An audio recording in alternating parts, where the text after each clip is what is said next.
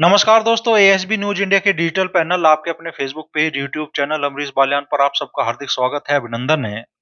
लोकसभा चुनाव का आगाज हो चुका है। पहले चरण के लिए नॉमिनेशन की प्रक्रिया भी शुरू हो चुकी है।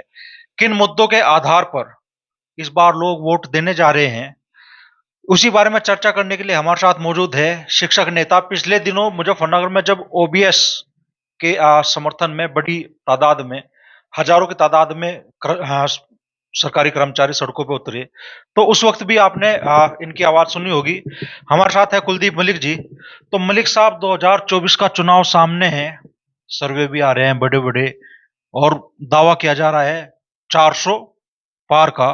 किस तरीके का माहौल आप देख रहे हैं इस चुनाव को लेकर? देखिए अमरीश भाई, सबसे पहले तो बहुत बहुत धन्यवाद भाई। आज एक ऐसे सोफे के ऊपर बैठकर मैं आपको इंटरव्यू दे रहा, जहां पे केंद्रीय मंत्री डॉक्टर संजीव बालियान जी, अभी मैं कल सोशल मीडिया पे देख रहा था, हमारे यूपी के कैबिनेट मंत्री आदरणीय अनिल जी, बड़े बड़े लोगों ने इंटरव्यू दिए। मैं सबसे पहले आपको धन्यवाद दे रहा। रही बात भाई, आप चुनाव की बात कर रहे, चुनावी माहौल है, और कल मुजफ्फरनगर सीट जो हिंदुस्तान की सबसे हॉट सीट है, और इस मुजफ्फरनगर सीट पे आज पूरे हिंदुस्तान के 143 करोड़ लोगों की नजर है। इसी सीट पे कल दो जो मेन प्रत्याशी है, उन्हें मैं मेन प्रत्याशी बोलूंगा।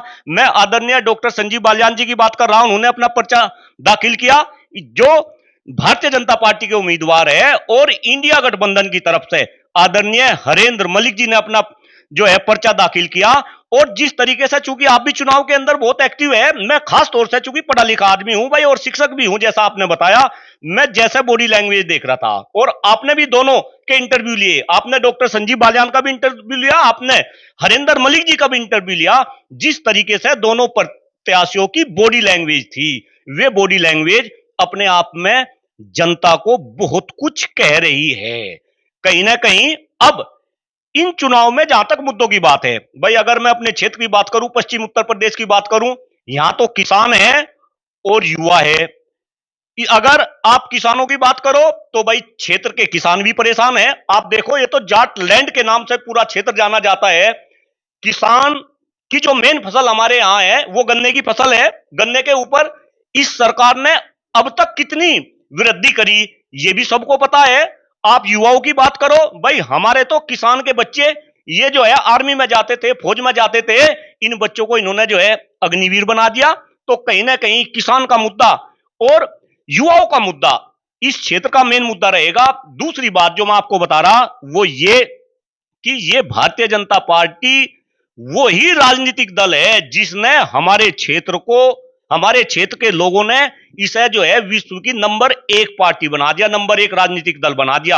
आप याद करो, 2013 में हिंदू मुस्लिम के दंगे मुजफ्फरनगर के अंदर हुए थे, और उन दंगे के बाद 2014 का चुनाव याद करो, ये पार्टी विश्व की नंबर 1 पार्टी बनी। लेकिन मुझे तो खुशी है और फख्र है आपको ये बात बताते हुए, चूंकि मैं भी अब क्षेत्र में घूम रहा, अब कहीं ना कहीं लोग भारतीय जनता पार्टी की चाल को समझ गए हैं, और लोग ये भी समझ रहे हैं कि अगर राजनीति में हिंदू मुस्लिम हो रहा तो भाई इसमें नेताओं का तो भला हो रहा, इसमें नेताओं का तो भला हो रहा, लेकिन आम पब्लिक का इसमें कोई भला नहीं हो रहा, इसमें क्षेत्र के किसानों का भला नहीं हो रहा, इसमें जो है क्षेत्र के युवाओं का भला नहीं हो रहा। जो कर्मचारी है, जैसा आपने बताया कि भाई पुरानी पेंशन बहाली को लेकर ये संघर्ष कर रहे, उनका कोई भला नहीं हो रहा। तो कहीं ना कहीं बहुत ही जबरदस्त माहौल इस मुजफ्फरनगर लोकसभा सीट के ऊपर मुझे देखने को मिल रहा। क्या लग रहा है, जयंत चौधरी ने नया गठबंधन बना लिया, अब तक समाजवादी पार्टी के साथ में थे, इंडिया गठबंधन में थे, अब एनडीए में चले गए, और बीजेपी तो काफी उत्साहित है, क्योंकि जयंत चौधरी के पाला बदलने से माना जा रहा है कि किसान आंदोलन का जो असर था, किसानों के जो मुद्दे जिनके आधार पर वोट पड़ रही थी, अब वो मुद्दे शांत हो गए और बीजेपी का चुनाव मजबूत हो रहा है वेस्ट यूपी। देखिए अमरीश भाई, मैं आपको एक बात बताऊं, अगर जयंत चौधरी जी भाजपा में चले गए तो इसका मतलब किसानों के मुद्दे चेंज नहीं हुए। और मैं आपको बिल्कुल गंभीरता के साथ यह भी बता रहा कि जयंत चौधरी जी तो वो शख्स है जिसको हमारे क्षेत्र के लोग कहीं ना कहीं चौधरी चरण सिंह जी की छवि उनके अंदर देख रहे थे, और वे तो उन्हें देश का प्रधानमंत्री जो है बनाना चाह रहे थे। लेकिन जयंत चौधरी जी ने ऐसा क्या क्या उनको हुआ, क्यों ऐसा निर्णय लिया, यह जयंत चौधरी जी का अपना निर्णय है। जयंत चौधरी जी एक विचारधारा से जुड़ रहे थे। अगर मैं विचारधारा की बात करूं, मैं चौधरी चरण सिंह जी की विचारधारा की बात कर रहा। अभी भी क्षेत्र के लोग चौधरी चरण सिंह जी की विचारधारा से जुड़ रहे। जयंत चौधरी कहीं जाओ और आपको नहीं पता कि जयंत चौधरी जी क्या कह रहे थे कि चवन्नी है, कैसे पलटूंगा। लेकिन अब जयंत चौधरी जी पलटे, वे ना तो क्षेत्र के किसान पलटे, ना क्षेत्र के युवा पलटे। और भाई मैं तो जैसा क्षेत्र में घूम रहा, जयंत चौधरी जी ने तो ऐसा काम कर दिया, ऐसा काम कर दिया कि कुछ लोग तो ऐसे हैं गांव के अंदर, आपको भी पता होगा, आप भी ग्राउंड रिपोर्टिंग कर रहे हैं, कि वे बेचारे नु कह रहे हैं भाई हम तो मर जाएंगे दिखे भाजपा को तो वोट नहीं दी जा, हम वोट डालने नहीं जाने के। तो कहीं ना कहीं जयंत चौधरी जी ने ये गलत करा और जनता इस बात को कह रही कि जो डील हुई भारतीय जनता पार्टी और जयंत चौधरी जी के बीच में, वो डील जयंत चौधरी जी ने अपने लिए की। अब आप मुझे एक बात बताओ, लास्ट चुनाव के अंदर स्वर्गीय अजीत सिंह जी को संजीव बालियान ने हराया, और वो कैसा रहा ये भी आपको पता, जो अंतर था मात्र 6,500, और उसमें भी कैसे कैसे क्या हुआ वो सारी की सारी बात हम चूंकि यहां पे सोशल मीडिया पे बात कर रहे, सारी बात खोलने की नहीं। लेकिन क्या अब वही जयंत चौधरी संजीव बालियान के लिए आके जब मुजफ्फरनगर के अंदर आएंगे, अभी उनका कार्यक्रम है, भाई वो कैसे वोट मांगेंगे?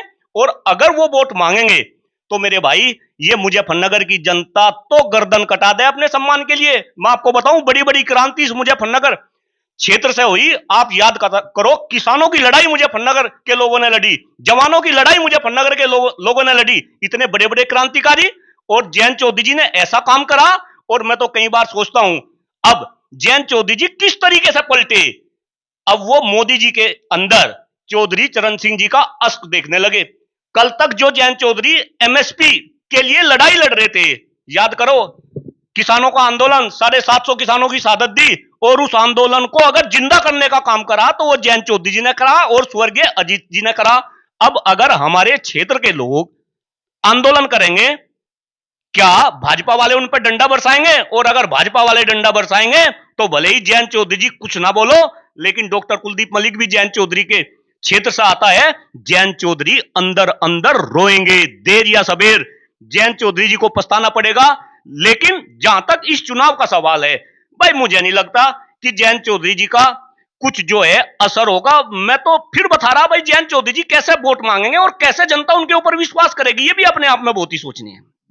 विकल्प क्या बना आप लोगों के बीच में? यहाँ तो वेस्ट यूपी में माना जा रहा था भाई किसानों की सबसे दमदार आवाज जयंत चौधरी है, तो ऐसी स्थिति में लोग विकल्प किसे बनाओगे? जी, ये बहुत ही बड़ा दुर्भाग्य कि जो किसानों की सबसे बड़ी आवाज थी, आज उसी आवाज को कहीं ना कहीं गुम कर दिया गया। वो आवाज आज गुमनाम होगी, और ये कहीं ना कहीं क्षेत्र के लिए, हमारे समाज के लिए, खास तौर से युवाओं के लिए, अरे आप याद करो भाई, जयंत चौधरी जी के ऊपर लाठियां बरसाई गई हाथरस के अंदर, और युवाओं ने एक सुरक्षा कवच उनको दिया, एक भी लाठियां उनके ऊपर नहीं पड़नी गई पड़ी। जयंत चौधरी जी युवाओं के लिए अग्निवीर, कितना बड़ा मुद्दा अग्निवीर का जयंत चौधरी जी उठा रहे थे, कितना बड़ा किसानों का वो जो है उठा रहे थे, हमारे क्षेत्र की सारी समस्याओं को जो है जयंत चौधरी जी उठा रहे थे। तो ये तो कहीं ना कहीं जयंत चौधरी जी को आने वाले समय में भारी नुकसान, ये डॉक्टर कुलदीप मलिक बोल रहा, भाई भले ही मुझे जो है लोग गंभीरता से ले या ना ले, लेकिन इस बात को लिख के रख ले कि जयंत चौधरी जी को इसका नुकसान उठाना पड़ेगा, और जयंत चौधरी जी के साथ साथ हमें, आपको और क्षेत्र के लोगों को भी इसकी कीमत देर या सबेर चुकानी पड़ेगी।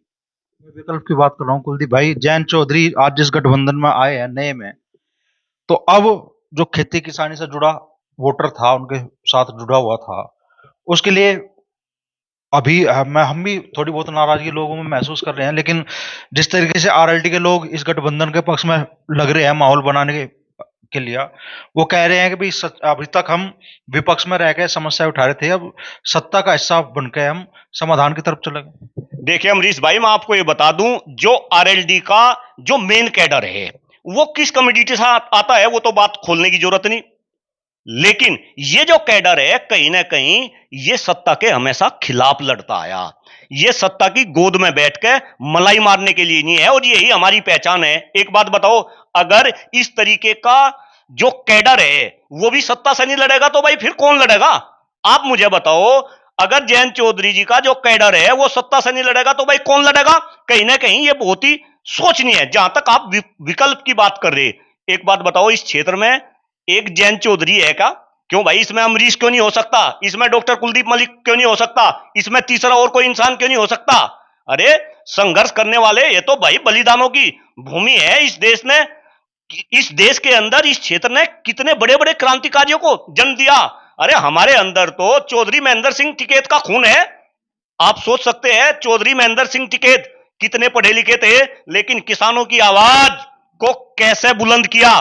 तो कभी महेंद्र सिंह टिकैत भी विकल्प के रूप में आए, तो हम इस बात को भूल जाए कि भाई जयंत का विकल्प कौन हो गया। मैं तो कह रहा आप भी विकल्प हो सको, मैं भी विकल्प हो सकूं, XYZ कोई भी विकल्प हो सके, लेकिन कहीं ना कहीं आपके चैनल के माध्यम से मैं क्षेत्र की जनता से यह निवेदन करता हूं कि भाई आप अपनी समझ बढ़ाओ, आप अपने मुद्दे को देखो और आप अपने खून को देखो कि हमारा किस तरीके का खून है। अगर आप इस तरीके से घुटने टेक देंगे, सत्ता के सामने घुटने टेक देंगे, आपके नेता घुटने टेक देंगे, क्यों भाई, फिर हमारी क्या पहचान रहेगी। तो कहीं ना कहीं ये क्षेत्र की जनता को सोचना पड़ेगा। काम तो चौधरी चरण सिंह जी जब सत्ता में आए तो ही कर पाए लोगों के, चौधरी अरिजीत सिंह सत्ता में थे तो ही कर पाए लोगों के। नहीं भाई, बिल्कुल आपने बिल्कुल सही बात कही कि भाई सत्ता में आए, लेकिन उन्होंने संघर्ष किया। चौधरी चरण सिंह जी ने कितना संघर्ष किया, फिर उसके बाद में अजीत जी ने कितना संघर्ष किया, और कहीं ना कहीं पिछले 10 साल से ऐसा ही संघर्ष हम जयंत चौधरी जी को लेकर जो है देख रहे थे। लेकिन अब कहीं ना कहीं जयंत चौधरी जी कंफर्ट जोन में चले गए, कंफर्ट की राजनीति में चले गए, और मुझे ऐसा लगता है कि ये कंफर्ट की राजनीति उनको आने वाले समय में बहुत नुकसान पहुंचाएगी। और अगर जयंत चौधरी जी का नुकसान होगा, मैं फिर कह रहा, ये आपका नुकसान होगा, ये हमारा नुकसान होगा, ये किसानों का नुकसान होगा, ये युवाओं का जो है नुकसान होगा, तो कहीं ना कहीं ये अपने आप में बहुत ही सोचनीय है। अब तो गंगा में बहुत पानी बह चुका, बात बहुत आगे निकल चुकी। अब क्या इस स्थिति में मान लो समाधान लोगों के पास में? देखिए भाई, समाधान ये है कि आप कोई दूसरा विकल्प सुनो। आप एक बात बताओ भाई, क्या केवल एक ही विकल्प है? मैं तो ये कह रहा कि भाई भारतीय जनता पार्टी, खास तौर से मेरे क्षेत्र के लोग इस बात को समझे कि डॉक्टर कुलदीप मलिक भी कभी भारतीय जनता पार्टी का सपोर्टर हुआ करता था। 2014 में जिस तरीके के वादे भारतीय जनता पार्टी ने किए थे, ऐसा लग रहा था कि देश में भारतीय जनता पार्टी की सरकार बनेगी और ये केवल सत्ता का परिवर्तन नहीं होगा, ये व्यवस्था का परिवर्तन होगा। और बिल्कुल गंभीरता के साथ इस बात को कह रहा कि भारतीय जनता पार्टी ने जो भी वादे किए थे, उनमें से 2 वादे आप छोड़ दो, धारा 370-35 से छोड़ दो। इसके बाद आप जो है राम मंदिर छोड़ दो, राम मंदिर भी इन्होंने नहीं बनवाया, ये सुप्रीम कोर्ट ने बनवाया। इसके अलावा अमरीश भाई, आप भी बहुत युवा पत्रकार है, काफी चिंतनीय है, चिंता करते हैं देश की, राष्ट्र की, समाज की। आप मुझे बता दो, भारतीय जनता पार्टी ने एक भी काम करा हो? मैं बता रहा, भारतीय जनता पार्टी वालों ने कहा था कि 100 दिन के अंदर काला धन वापस ले आएंगे। इन्होंने कहा था हम 2 करोड़ युवाओं को प्रतिवर्ष रोजगार देंगे। इन्होंने कहा था 2022 तक हम किसानों की आमदनी दुगनी कर देंगे। इन्होंने कहा था कि हम गंगा को निर्मल एवं पवित्र कर देंगे।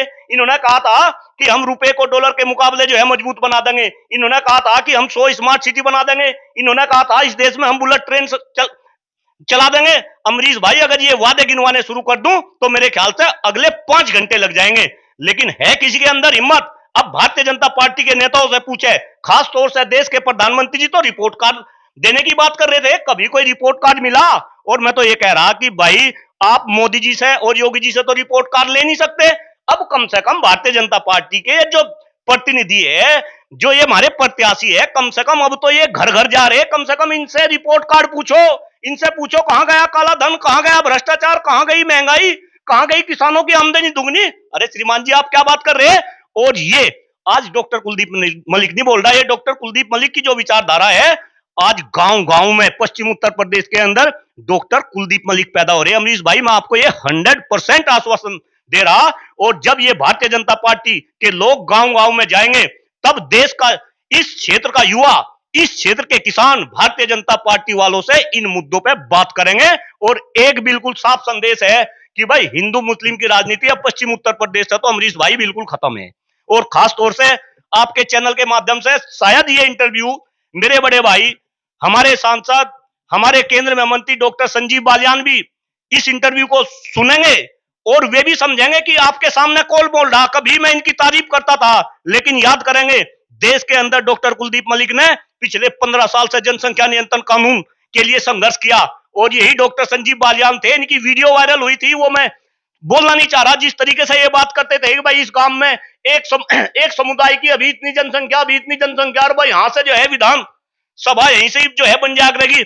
आज वही डॉक्टर संजीव बालियान है, जनसंख्या नियंत्रण कानून के लिए एक शब्द बोलकर तो देखा डॉक्टर कुलदीप मलिक के सामने। तो कहीं ना कहीं बहुत ही सोचनीय है, बड़ा ही टक्कर का चुनाव, बहुत ही टक्कर का चुनाव है। और मैं फिर कह रहा, क्षेत्र के लोगों से मैं अपील कर रहा कि चुनाव मुजफ्फरनगर सीट पर हो रहा, लेकिन हिंदुस्तान के 143 करोड़ लोगों की नजर आज मुजफ्फरनगर सीट पे है। और दोबारा से अपने स्टेटमेंट को मैं रिपीट कर रहा कि आप वही मुजफ्फरनगर के लोग हैं जिन्होंने इस भारतीय जनता पार्टी को विश्व की नंबर 1 पार्टी बनाया। और केवल आपके दिमाग में क्या घोला गया, हिंदू मुस्लिम हिंदू मुस्लिम। और मुझे पूर्ण विश्वास है कि अब यही पश्चिमी उत्तर प्रदेश के लोग भारतीय जनता पार्टी को ऐसी चांट मारेंगे कि इनको छठी का दूध याद आ जाएगा। चाट तो बीजेपी के साथ आरएलडी बोलोगे फिर, अगर आपकी बात सच हो तो भाई एक बात बताओ, मुझे कुछ बीजेपी वाले खान को दे रहे या मुझे आरएलडी वाले खान को दे रहे या मुझे जो है सपा वाले खान को दे रहे। अरे मैं तो देशभक्त आदमी हूं, अपनी आवाज उठा रहा। क्या बात कर दी आपने भाई, आपने क्या बात कर दी। अगर बीजेपी को कुछ चांट लगेगी और आरएलडी को भी चांट लगेगी, एक बात बताओ, डॉक्टर कुलदीप मलिक से किसी ने पूछा था कि भाई आरएलडी वाले जो है बीजेपी से जो है गठबंधन करे, मेरे से किसी ने राय ली थी, तो चांट लगेगी। लगो भाई, जब वो पिसता है क्या गेहूं, तो उसमें घुन तो पीसेगा ही पीसेगा। ये बात तो इन्हें पहले नजर आनी चाहिए थी। और अमरीश भाई, बहुत सारी बातें हैं, बहुत सारी दर्द है, शायद मेरी भी कुछ लिमिटेशन है, सारी बातें मीडिया के ऊपर बोल नहीं सकता, लेकिन कहीं ना कहीं आपके चैनल के माध्यम से क्षेत्र के लोग समझे कि आपको किसे वोट देनी। और मैं सबसे निवेदन कर रहा भाई, आपने तो मेरा संघर्ष देखा होगा। मैं तो हमेशा पिछले 15 साल से एक ही बात कह रहा कि राजनीति के अंदर जो असली मुद्दे हैं उनकी बात करो। आपने देखा होगा मैं 4 मुद्दों को लेकर चल रहा, मैं शिक्षा की बात कर रहा, मैं स्वास्थ्य की बात कर रहा, मैं पर्यावरण की बात कर रहा, मैं बढ़ती जनसंख्या की बात कर रहा। अब ये मुद्दे तो है गायब। मुझे एक बात बताओ अमरीश भाई, मैं शिक्षकों की राजनीति कर रहा, मैंने शिक्षक एमएलसी में चुनाव भी लड़ा। जब मैं क्षेत्र में घूमता हूं तो आपको 55 हजार रुपए में इस देश के मास्टर काम करते हुए मिल जाएंगे। एक मास्टर का कितना सम्मान है। मैं गढ़ी सखावतपुर में पैदा हुआ, यही मुजफ्फरनगर जिले में। मेरे मम्मी पिताजी प्राइमरी में टीचर थे, जहां भी गलियों में निकलता था मास्टर जी नमस्ते, मास्टर जी नमस्ते। एक टीचर का इतना सम्मान। और आज इन लोगों ने शिक्षकों को सामाजिक, आर्थिक और राजनीतिक, कृपा करके मेरी बात पुनः सुने, सामाजिक, राजनीतिक और आर्थिक रूप से शिक्षकों को बर्बाद कर दिया। इस देश की राजनीति शिक्षकों के इर्द गिर्द घूमती थी अमरीश भाई, शिक्षक राजनीति चलाते थे। आज शिक्षक की इतनी हैसियत नहीं कि भाई वो अपने विचार भी कहीं रख दे। ये तो भला हो, उस प्रभु का आशीर्वाद है, आप जैसे भाइयों का सहयोग है कि भाई मैं इस तरीके से बात जो है जनता के बीच में रख रहा, तो कहीं ना कहीं अब जनता समझ गई। और मैं आपको एक दिलचस्प बात और बता रहा, जब मैं सोचता हूं इस चुनाव के बारे में, भारतीय जनता पार्टी ने हमेशा केवल और केवल राजनीति में अपना कद बढ़ाने के लिए एक ही बात का सहारा लिया कि फूट डालो और शासन करो। इन्होंने पहले लोगों को धर्मों में लड़वाया, इसके बाद में ये जाति में घुस गए, इन्होंने फिर जाति में लड़वाया, और जाति में घुस घुस के ये तो लोगों के घरों में घुस गए। अमरीश भाई, जब हम छोटे से थे, एक घर की वोट एक ही जगह जाती थी, लेकिन अब तो बाप कहीं वोट डाल रहा, पिता कहीं वोट डाल रहा, पता चला बाबा कहीं वोट डाल रहा।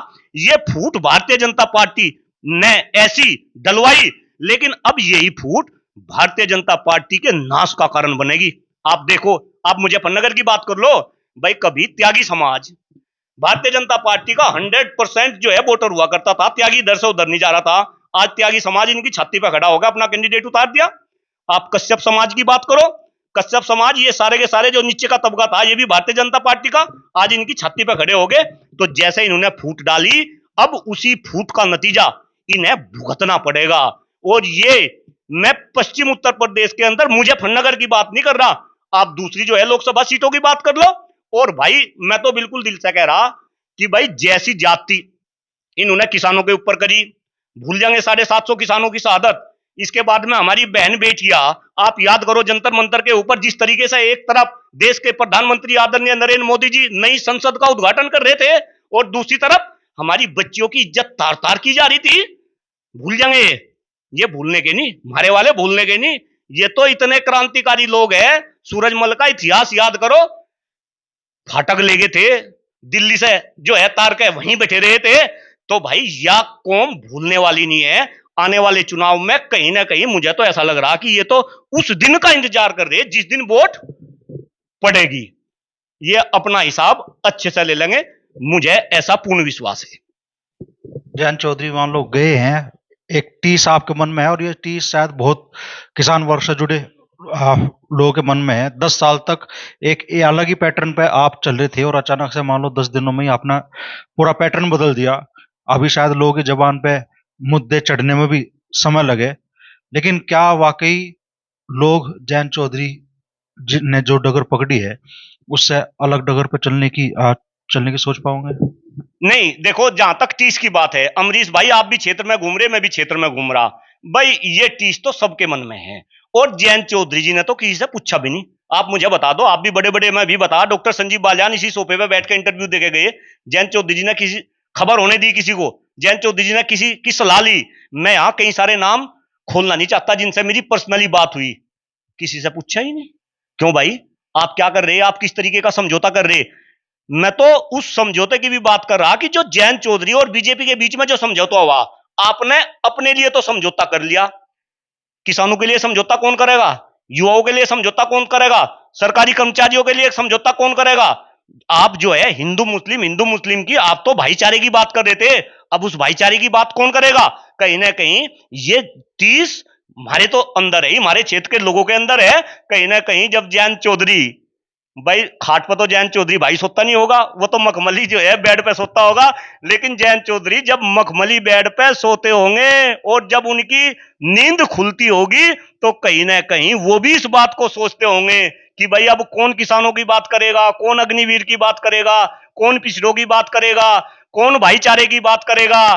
तो कहीं ना कहीं 30 तो जयंत चौधरी के मन में भी है, लेकिन वो डील ऐसी हुई, गुप्त रूप से जो डील हुई, जिसका खुलासा धीरे धीरे लोगों के बीच में होगा, आने वाले समय में पता चलेगा। भाई हो सके जयंत चौधरी जी की भी जो है अपनी कुछ मजबूरी हो, अब उनकी आप पूछेंगे क्या मजबूरी है, ये तो फिर आपको जयंत चौधरी से ही पूछना पड़ेगा। मैं तो अपना बता सकूं भाई, अपने बारे में बता सकूं, जो क्षेत्र में घूम रहा उसके बारे में मैं बता सकूं। जयंत चौधरी पलट गए और आप कह रहे हैं जनता नहीं पलट गई? क्यों आपको लग रहा? अमरीश भाई ऐसे नहीं, आप भी जनता का पार्ट है, मुझे पता, आप बहुत युवा, बहुत क्रांतिकारी, और जो आपकी सोच है उसको मैं नमन कर रहा। आपको लग रहा कि जनता पलट जाएगी? 100% लिख लो इस बात को मेरे भाई, कोई कोरा कागज हो वो दे दो, मैं लिख के जा रहा जयंत चौधरी पलट गए, चवन्नी थी पलट गई। लेकिन जनता चवन्नी नहीं है, जनता पलटने की नहीं, जनता बदला लेगी एक एक बात का।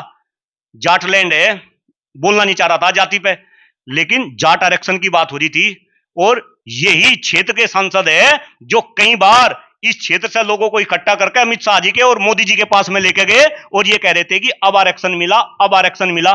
है किसी के अंदर हिम्मत कोई पूछे कि हमारा आरक्षण क्यों नहीं मिला? हो रही कहीं बात? कोई कहीं बात नहीं हो रही। आप क्या बात कर रहे?